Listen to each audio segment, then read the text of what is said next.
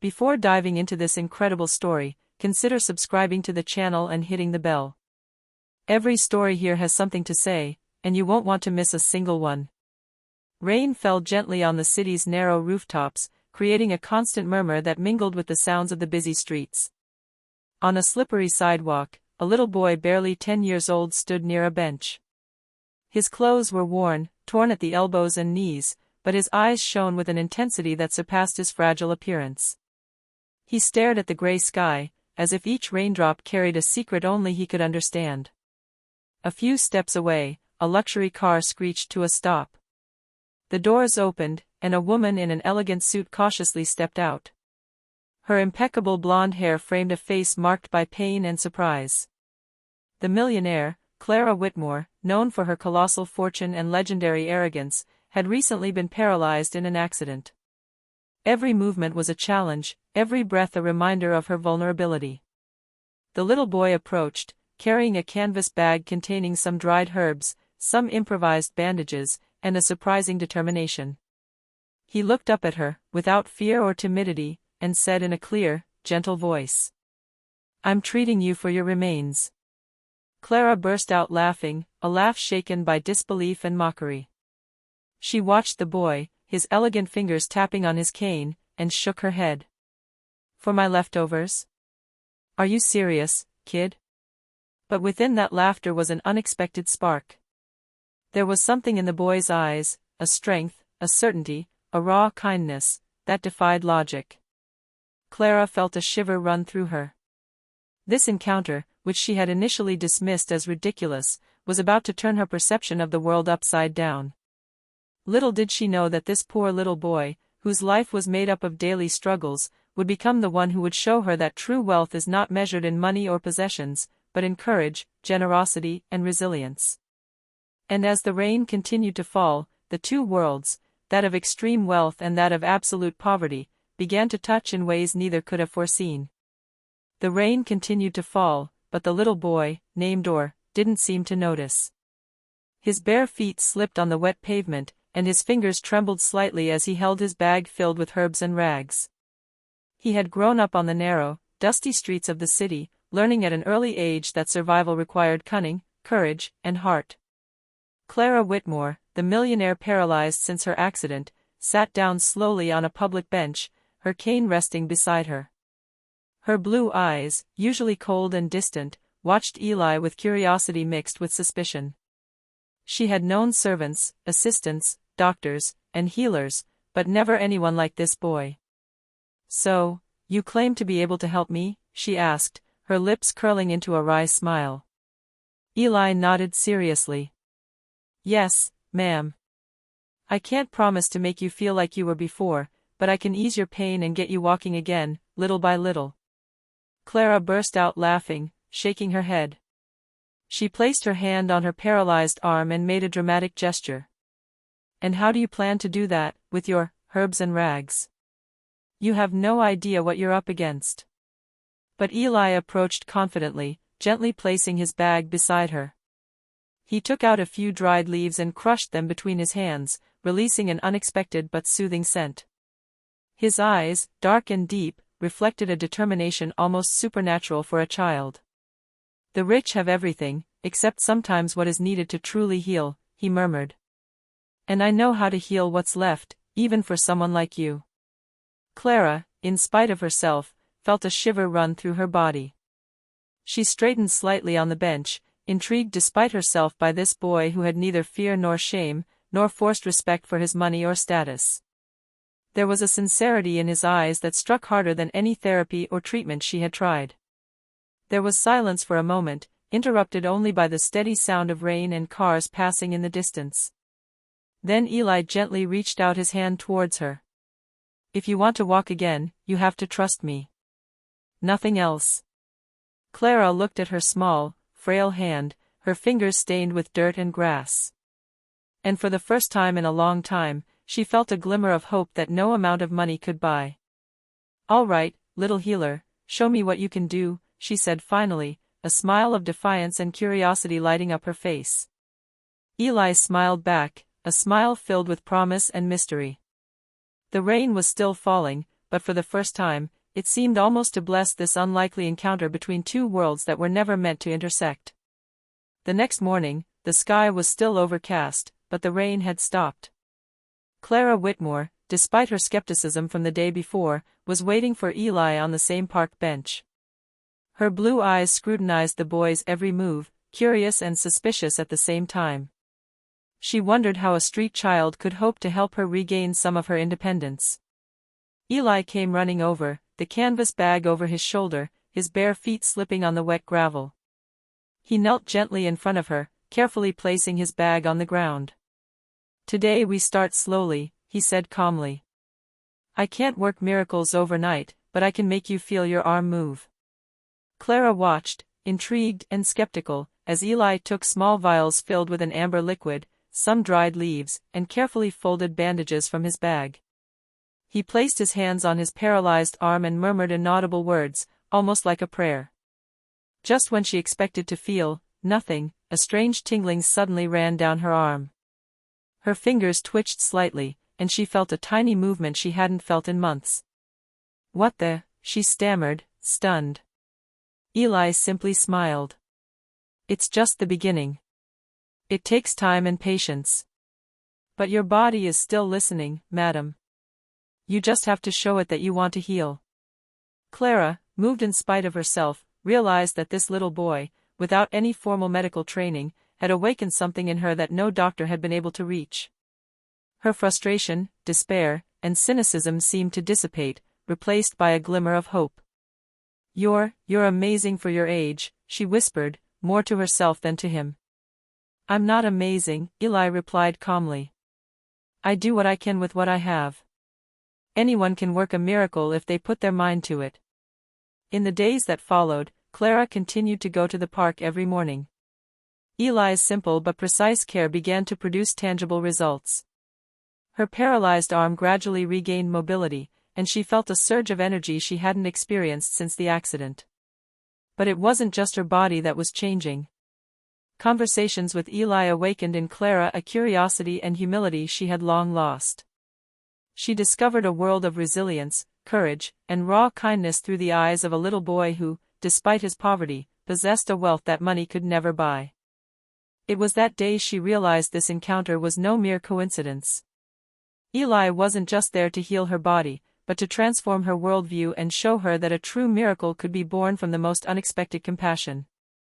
A few days later, Clara had begun to notice that every movement Eli made, every precise, sure gesture, seemed imbued with a surprisingly mature wisdom for a child his age. As he prepared his herbs and vials on the park bench, she couldn't help but ask him the question that had haunted her since their first meeting. "Eli, how do you know how to do all this?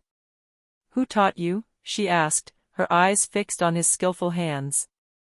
Eli raised his head, his deep, dark gaze drifting into space for a moment. A heavy silence fell, broken only by the distant song of birds and the rustling of leaves. "No one taught me exactly," he finally replied, his voice soft but firm. "I learned by observing, by listening, by feeling. When my mother was sick, I had to find ways to help her. I was young, but I wanted to save her." Clara felt a lump form in her throat. She imagined a little boy, fragile and alone, wandering the streets armed only with his intelligence, determination, and an instinctive knowledge of plants and remedies. "And she, your mother?" Clara asked hesitantly. Eli shook his head slightly, his eyes lowered. "She left, a long time ago. But she left me her books and herbs. I learned to read between the lines, to understand what adults didn't see. I learned to heal with what I had." Clara remained silent, overcome by a mixture of admiration and sadness. She understood then that this little boy was not only a healer, he was a survivor, a being shaped by pain, but also by an unshakable inner strength. "Eli, you're amazing," she finally whispered, tears welling in her eyes. "And you should never think otherwise." The boy gave a small smile, almost embarrassed by the compliment. "I'm not trying to be amazing. I'm just doing what I can." That day, Clara understood that the bond that was forming between them was not just one of physical healing. Every lesson, every smile, every care from Eli showed her a world she had forgotten, one of resilience, simplicity, and true humanity. And as they left the park that evening, Clara felt a new conviction: she had to learn from this little boy, not just hope to heal her body. She also had to heal her heart, her arrogance, and her outlook on life, guided by the wisdom of a child who seemed to know exactly what she had lost. As the weeks passed, Clara's progress became spectacular. Her movements, initially hesitant and painful, became more fluid. She could now raise her arm, hold objects with more strength, and even walk a few steps with Eli's help. But this success also attracted curious and sometimes mocking glances.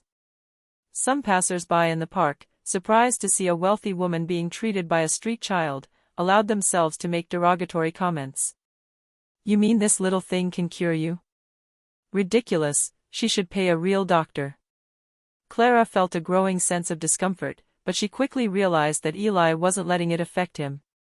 He continued his work calmly, focused solely on her, as if the world around him didn't exist.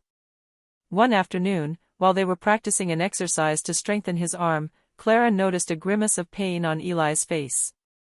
"What's going on?" she asked, worried. The boy looked away, trying to hide his discomfort. "It's nothing, just a little tired." But Clara knew he was hiding something from her. She remembered his words from their first meeting: anyone can work a miracle if they put their mind to it. This boy had already given so much of himself for others, and perhaps he too was carrying an invisible burden. In the following days, the criticism grew more numerous. Skeptical passers-by approached, and some local journalists, intrigued by the scene, began to take photos and ask questions. Clara felt the pressure mounting, but Eli remained steadfast. He reminded her with a simple smile: "Ignore what they say. The miracle doesn't need spectators." Despite everything, real danger was beginning to loom. Some adults, jealous of his talent and the attention he received, began to take a disturbing interest in Eli. Clara, now attached to this little boy, felt her protective instincts awaken. She knew she must not only continue her own healing, but also protect Eli from self-serving and malicious hands. It was a lesson for Clara: wealth and power could do nothing against the vulnerability of the pure of heart. And for the first time, she felt true empathy for those living in poverty and solitude. Eli wasn't just a healer, he was a symbol of strength and courage that money could never buy. As they left the park that evening, Clara made a silent promise: "I will protect this boy, no matter what." And Eli, smiling in the streetlight, seemed to understand that a deep bond had been formed, a bond capable of withstanding the mockery, criticism, and dangers of the outside world. After a few weeks, Clara's progress became impossible to ignore. Her movements were smoother, her smile more confident, and she could now walk short distances unsupported. Residents of the neighborhood began to notice her, intrigued by this sudden transformation. One morning, as Eli was setting up his vials on the park bench, Clara arrived with renewed energy. She sat down, her face beaming. "Eli, look. I can stand on my own now." The boy smiled, admiring but calm. "I told you. Patience and willpower." But just moments later, a small group of passers-by had gathered, some taking pictures and others whispering among themselves. Local journalists, alerted by witnesses, had heard about the rich woman healed by a street child, and wanted to know more. Clara felt a wave of apprehension. She had never been exposed to this kind of attention without her makeshift armor. But Eli, unfazed, placed his hand on hers. "Ignore them. What we're doing is real, not a show." Despite himself, the boy felt the envious and curious gaze of some adults. He knew that his reputation, his talent, and his freedom were now vulnerable. Rumors began to circulate: some praised his genius, others spoke of charlatanism. But Eli would not be deterred from his mission. That day, Clara made her first bold move: she asked Eli to let her walk alone along a small path in the park. The boy hesitated for a moment, aware of her fragility, but he saw the determination in her eyes. "Very well, madam. But stay focused on yourself, not on them." Clara then rushed forward, clumsily at first, then with more grace. Passers-by began to applaud, some incredulous, others admiring. And in the midst of this crowd, Eli remained discreet, humble, silently observing the fruit of his labor. For Clara, it was a moment of liberation. She realized that her healing was not just physical, she was regaining some of her dignity, her confidence, and her courage. She realized that this poor little boy, whom she had initially taken for a fragile child, was in reality her greatest teacher and guide. But the outside world was beginning to show its true colors. Jealous and envious adults, fascinated by Eli's unexpected power, were beginning to approach, curious to know how a child could accomplish what the best doctors had never managed. Clara understood then that they were no longer alone, and that a new battle, more complex and dangerous, had just begun. It was the first moment she felt that her life, and Eli's, was about to change forever, not only through healing, but also through the public exposure and unforeseen challenges that would come with it.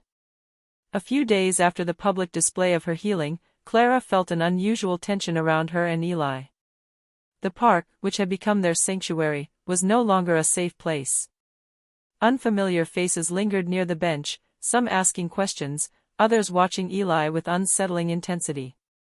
That morning, as Eli was preparing his herbs and bandages, a man in his 40s approached, looking suspicious and condescending. He wore a slightly rumpled suit and a local reporter badge. "I suppose you're the little prodigy everyone's talking about," he said with a forced smile. "And you, madam, do you let a child play doctor on you?" Clara felt anger rising, but Eli remained calm, his eyes fixed on the man. "I don't play. I heal. And you don't know anything about me or what I do," he replied with surprising authority for his age. The man sneered, but stepped back slightly, as if sensing an invisible force around the boy. Clara placed her hand on Eli's shoulder, silently grateful for his courage. Later that day, while they were practicing a rehabilitation exercise to strengthen Clara's arm, another danger appeared. A middle-aged, elegantly dressed woman, who seemed to know Clara, approached and began to lecture her. "Clara, what are you doing with this kid? It's not safe." "Leave me alone," Clara replied, firmer than ever. "Eli is really helping me." The woman raised her eyebrows, shocked by Clara's determination. This was the first time anyone had dared to oppose her decisions. But Eli, focused on his work, seemed to ignore the commotion around them.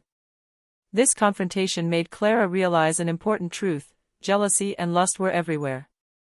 Some saw Eli as a prodigy, others as a threat. And the stronger their relationship grew, the more dangerous the outside world became. That evening, as they were leaving the park, Clara took Eli's hand. "You have to be careful. Not everyone wants the best for you, Eli." The boy nodded, understanding the magnitude of the danger. "I know, but I won't leave. Not while I can help you." Clara felt a mixture of pride and worry. She knew their bond was unique and precious, but that outside forces, jealousy, skepticism, even malice, would test them like never before. And as they walked away under the streetlight, a shared sense of defiance and mutual protection took hold. Neither Eli nor Clara would back down from obstacles. Their story had only just begun. A few weeks later, Clara was progressing at an astonishing rate. She could walk long distances, lift her arm without pain, and even bend over to pick up objects. But this newfound strength also attracted the attention of those who did not wish Eli or Clara well. One afternoon, while they were practicing an exercise near the usual park bench, a shout sounded behind them. Clara turned around and saw a group of men appear, looking menacing. Among them, the man who had introduced himself as a journalist a few days earlier seemed to be accompanied by determined accomplices. "So he's the little prodigy," one of the men sneered. "Let's see if you can really work miracles, kid." Clara felt fear rising. Her survival instincts screamed at her to flee, but she knew that Eli, despite his young age, possessed extraordinary skills. The boy, however, did not back down. His eyes shone with fierce determination, and his voice, clear and authoritative, cut through the air. "Leave her alone. Now." But the men didn't stop. Eli grabbed a small bottle from his bag and poured its contents onto some leaves he had placed on the ground. Instantly, a strong, surprising scent filled the air, seeming to slightly daze the men. Clara blinked, impressed by the boy's speed and ingenuity. Taking advantage of this moment, Eli grabbed Clara's hand and pulled her back behind him, using her body as a shield. "Get away," he shouted. "You don't know what you're up against."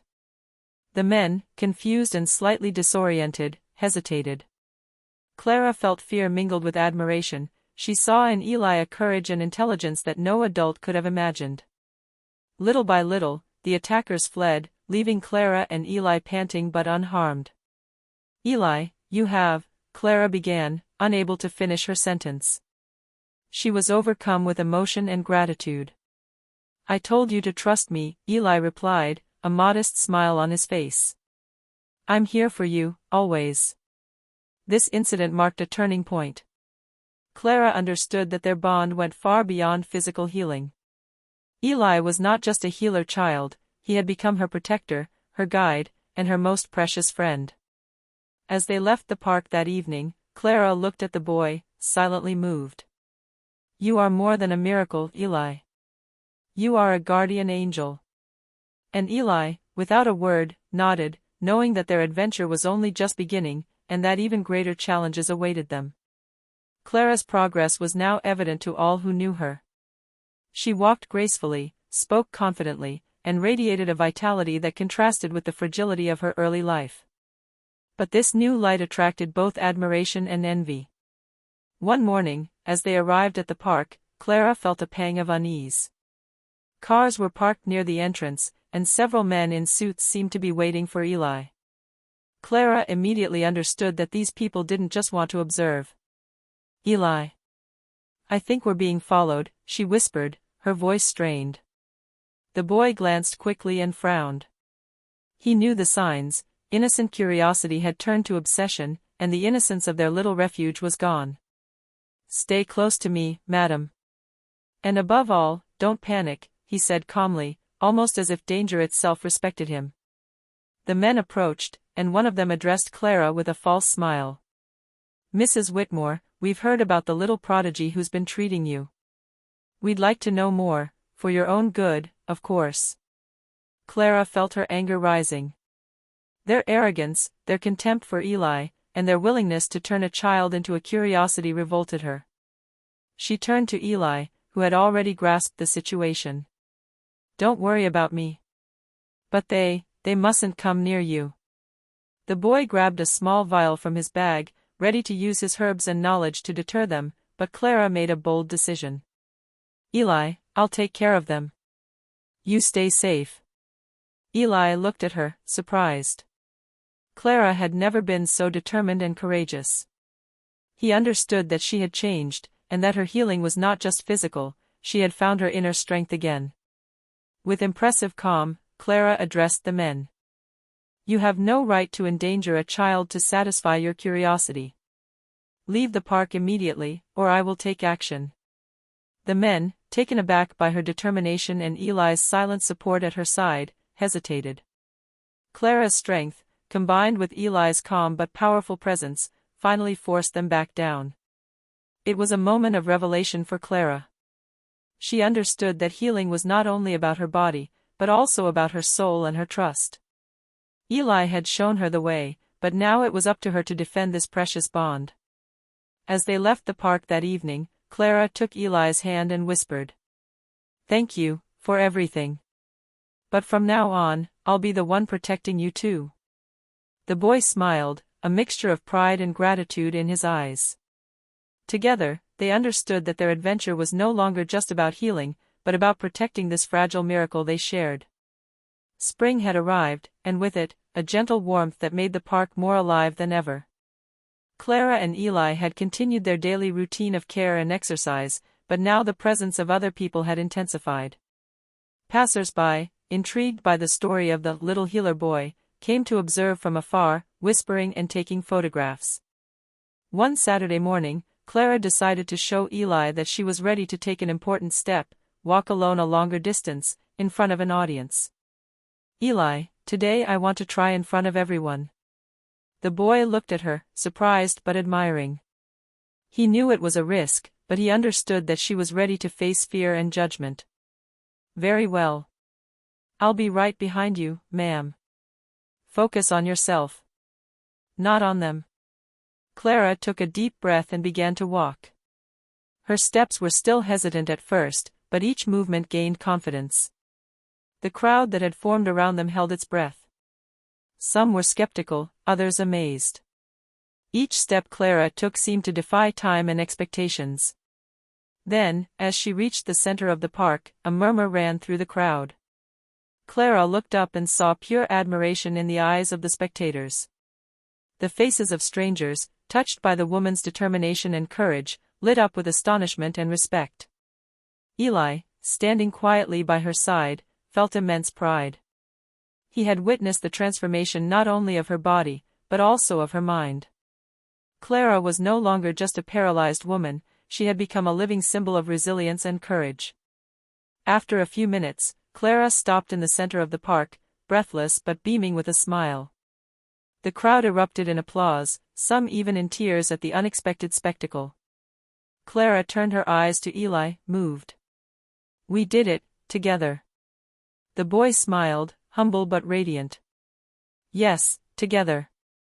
This public moment marked the culmination of their adventure. The world had seen Eli's miracle, but more importantly, Clara's newfound strength. They had proven that wealth, power, and fame do not determine a human being's worth. It is determination, courage, and compassion that create true miracles. For Clara, that day was more than a physical healing. She had regained her dignity, her confidence, and the certainty that some bonds, like the one with Eli, transcend fear, jealousy, and the obstacles of the outside world. But she knew, deep down, that their journey wasn't over yet. The challenges and trials had only strengthened their bond, and the final chapters of their story would reveal the depth of their courage and humanity. In the weeks following the public miracle, Clara and Eli became notable figures in the neighborhood. But their bond wasn't just known to passers-by. Journalists, neighbors, and even experts came to observe this boy prodigy. Yet, no external obstacle could shake their mutual trust. One bright morning, Clara sat on the bench with Eli at her side. She looked at the boy with an emotion she could not fully express. Eli, thanks to you, I have regained more than just my mobility. I have regained my dignity, my strength, my faith in miracles. The boy, modest, lowered his eyes. I only did what I had learned, what my heart knew how to do. But you, madam, you had the courage to trust me. Without you, nothing would have been possible. Clara smiled and, for the first time in a long time, she felt truly free. Free to walk, free to smile, free to live life to the fullest. But above all, she understood that true wealth lay not in her bank accounts or her properties, but in the sincere and selfless human connections she had made. That day, a friendly crowd gathered in the park, not to judge, but to celebrate courage and miracles. Clara stepped forward, holding Eli's hand. Together, they marched ahead, a living symbol of resilience, confidence, and hope. Then, in an unexpected gesture, Clara leaned towards Eli. I want you to know one thing, you are my family now. The boy, surprised and moved, felt a weight he had been carrying for a long time lift. For the first time in years, he had found a home in someone's heart, a place where he was recognized, loved, and respected. The crowd's applause echoed, but in their privacy, Clara and Eli exchanged a knowing smile. So, what do we do now? Eli asked mischievously. Now. Clara replied, her eyes shining, we keep walking together. No matter the obstacles, no matter what the world thinks. Together, we can face anything. And as the sun rose, illuminating the park with its golden rays, they walked side by side, living symbols of hope, resilience, and the incredible power of human connection. A poor little boy and a paralyzed millionaire had proven that the true miracle lay not in money, but in courage, faith, and kindness. The world could watch, judge, or envy. But for Clara and Eli, nothing was more precious than what they had found together: trust, strength, and the certainty that every step toward the light was worth every struggle.